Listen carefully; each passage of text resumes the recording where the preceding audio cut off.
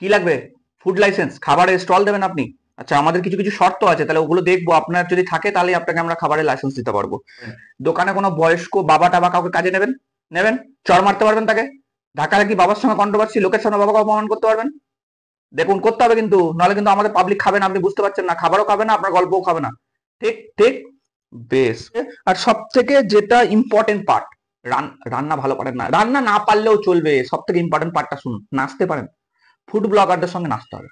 আপনি বুঝতে পারছেন না, যেই সং সেজে চলে আসুক তার সঙ্গে নিজের হোটেলের সামনে নাচতে শুরু করতে হবে। আপনি ডান্সার না মানে, আরে ডান্সার হতেই হবে। এ বাবা, হয় পাবলিককে নাচাতে হবে, নাহলে নিজে নাচতে হবে, নাহলে একটা সাকসেসফুল আপনি ঠেলা গাড়ির লোক বিজনেস করবেন কি করে? আপনি চাইনিজ স্টল খুলতে গেলে, বিরিয়ানি দোকান ফোকান দিতে গেলে এখনকার দিনে নাচতে জানতে হবে, আপনি বুঝছেন না? ঠিক, আচ্ছা খাবারের নামগুলো একটু হাটকে দেবেন। কি বিক্রি করবেন আপনি? মোমো? ঠিক আছে, তাহলে normal chicken momo, chicken momo নাম দেওয়া যাবে না, পেটিএম মোমো করে দিন। পেটিএম মোমো হবে না মানে? আরে ফোন পে পরোটা হচ্ছে, পেটিএম মোমো হবে না? যা পারবেন নাম দিয়ে দিন ওরকম ডিজিটাল ডিজিটাল নাম। ফোন পে পাওয়াটা চেনেন না? ওই অরুণ দা নাকি বিক্রি করে ফোন পে পাওয়াটা। আরে ড্রেনের ধারে তো কি হয়েছে, আপনি বুঝছেন না? অরুণ দা জল খাওয়ার মগও ড্রেনে পড়ে থাকে, ওটা থেকে সবাই খাচ্ছে তো, নিয়ে দেখুন রেস্টুরেন্ট করে নিয়েছে। আপনি ওরকম পেটিএম মোমো বিক্রি করুন, হ্যাঁ মোমোর মধ্যে স্ক্যানার লাগিয়ে দিন, হ্যাঁ ঠিক আছে, ওইসব করতে থাকুন, হ্যাঁ এক্সপেরিমেন্ট করুন, তারপর দোকান চলবে।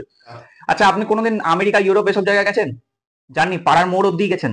ঠিক আছে, আজ থেকে আপনি আমেরিকা গেছেন। আরে ধরে নিন আমি বলছি তো আপনি আমেরিকা গেছিলেন। ঠিক আছে, বলে দেবেন সবাইকে আপনি আমেরিকা গেছিলেন, ওখানে আপনি বড় রাঁধুনি ছিলেন, দিয়ে মাটির টানে আপনি ফিরে এসেছেন দেশে, দিয়ে বিরিয়ানি বিক্রি করছেন। ঠিক আছে, বলতে হবে এগুলো, নাহলে আমরা আমরা কিন্তু দেবো না, লাইসেন্স দেবো না। বলতে পারবেন? ঠিক, নিয়ে বলবেন আমেরিকা ফেরত বিরিয়ানি, এরকম নাম লাগিয়ে দেবেন। ঠিক আছে, ভালো করে মশলা দিতে হবে খাবারে, না কন্ট্রোভার্সি করতে হবে, পাবলিকের জন্য মশলা দিতে হবে, খাবার ফিকে হলেও চলবে।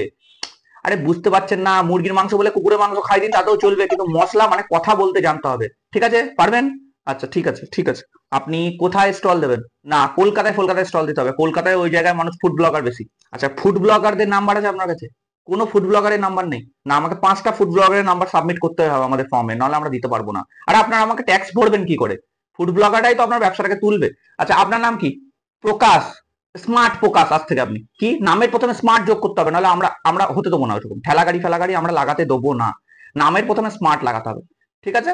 আর দুঃখের গল্প আছে, বউ ছেড়ে চলে গেছে, রাস্তায় ভিক্ষা এসব কিছু করেননি আপনি?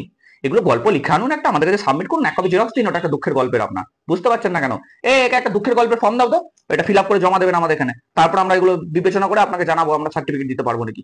দুঃখের গল্প ছাড়া চলে না দাদা, ঠেলা গাড়ি, দুঃখের একটা গল্প থাকতে হবে।